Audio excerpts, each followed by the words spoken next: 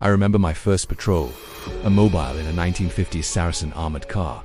It may have been old, but it was a mean-looking bastard and offered better protection than the soft-skinned Land Rovers the guys use today in Iraq and Afghanistan, which is a shocking indictment. As we were loading our SLRs in the loading bay, I noticed the vehicle backfiring, with all sorts of loud bangs going off and black smoke everywhere. I assumed they'd find us a replacement. After all, what would we do if it gave up the ghost somewhere down the Falls Road? But then the army doesn't really work like that. "Mount up," shouted the brick commander, and we got in.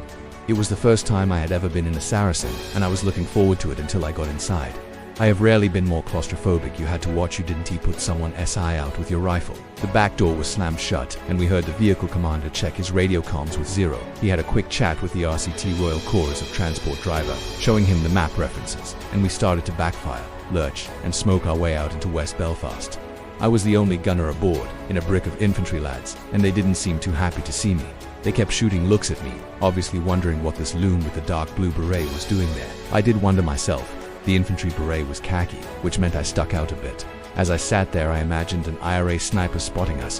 Which one shall I slot? I know, the one with the different colored beret. He must be an officer or something. We had been traveling a few minutes when the brick commander shouted, "Top cover up." There was hesitation as the soldiers all looked at each other.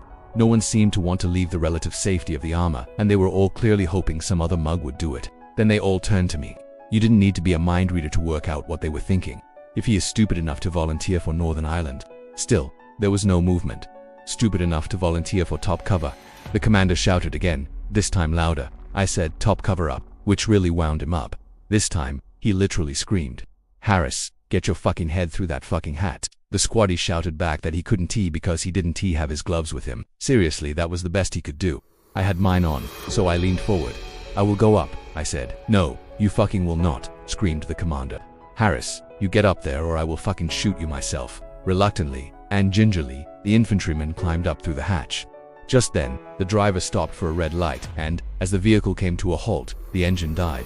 On the Springfield Road, which was right in the heart of the Republican area of Belfast. Not good. It wasn't as though we could call the RAC, and every second we sat there gave the boyos time to spot us and get themselves organized. The lights changed, and behind us, a line of irate morning commuters, oblivious to our firepower, started beeping their horns and yelling for us to get going.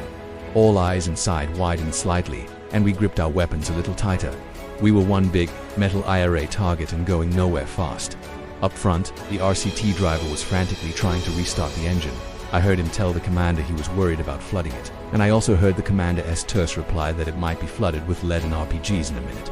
It seemed like a lifetime, but it was probably only 30 seconds or so before it roared back into life and we trundled off, leaving a trail of oily, sooty smoke and irritable Irishmen behind us.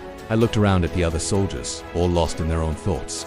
It was too loud to talk properly, so I sat there and tried to focus on the patrol. Then I heard what I assumed was a brick hitting the side of the vehicle, a sharp bang like a whip cracking in the air. The top cover soldier slid back down sharpish, a lot quicker than he'd gone up. Onward, we drove, and the unlucky squatty was ordered back up top. As he did so, I heard the brick commander radio his contact report back to Zero. We had just been shot at. The lads in the back didn't even raise their eyebrows. Maybe it was like this every day. Urban patrolling was actually a doddle compared to the rural work stuck out in the countryside, where you would sometimes patrol for miles, getting ripped to pieces by gorse and constantly wet through in the rain. You couldn't just nip into the local rucknick for a brew either, because chances were a reception party would be waiting for you when you came out, in built-up areas. By contrast, most of the time it was just a stroll in the sun, eyeing up the women. Despite this, I was always on edge. I had one embarrassing moment in Bailey Murphy, West Belfast, when a lad of about 5 threw a stone which hit me smack bang on the back of the head. Much to the considerable amusement of the infantryman, he probably got an extra bag of sweets for that one from his mother. It was quite upsetting to see how the parents seemed to want their kids to get caught up in it all. To perpetuate the hatred, though, I suppose, to them. We were an occupying army, invading their country.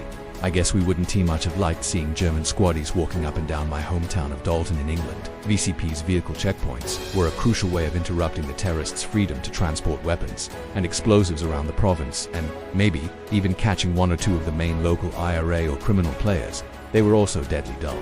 99.9% of the people you stopped were law-abiding citizens going about their business, most of whom didn't even know where their bonnet release catch was, let alone how to strip and reassemble an Armalite. Some days it was so quiet that you had to guard against being lulled into a false sense of security. I recall one VCP near the main M1 motorway, which runs between Dublin and Belfast. We were all standing around a Ford Cortina going, "That thing's your engine. Love, what's it there?" You say. Well, that's where you put the oil to the nice young lass who owned it, as one of the lads went through her boot. I was next to an RUC man who was counting down the minutes until his next large glass of Bushmills. It wasn't raining for a change, and the VCP was flowing nicely. A brand new red Astra pulled up to one side, and I watched as one of our lads approached it. So far, so run-of-the-mill. Next thing, all hell broke loose.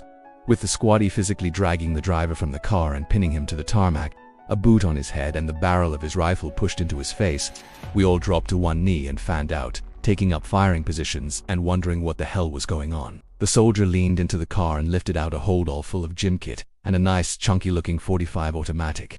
It turned out amazingly that the driver was an RUC officer. For some reason, he'd not bothered to mention that to the soldier, and he'd also omitted to mention the pistol in his bag. Very stupid. He could have been shot if the lad had been really jumpy. I'm sure the IRA would have loved that. If you are enjoying this A.A. McNally's book, Still Watching Men Burn, Fighting the PTSD War, is available on Amazon.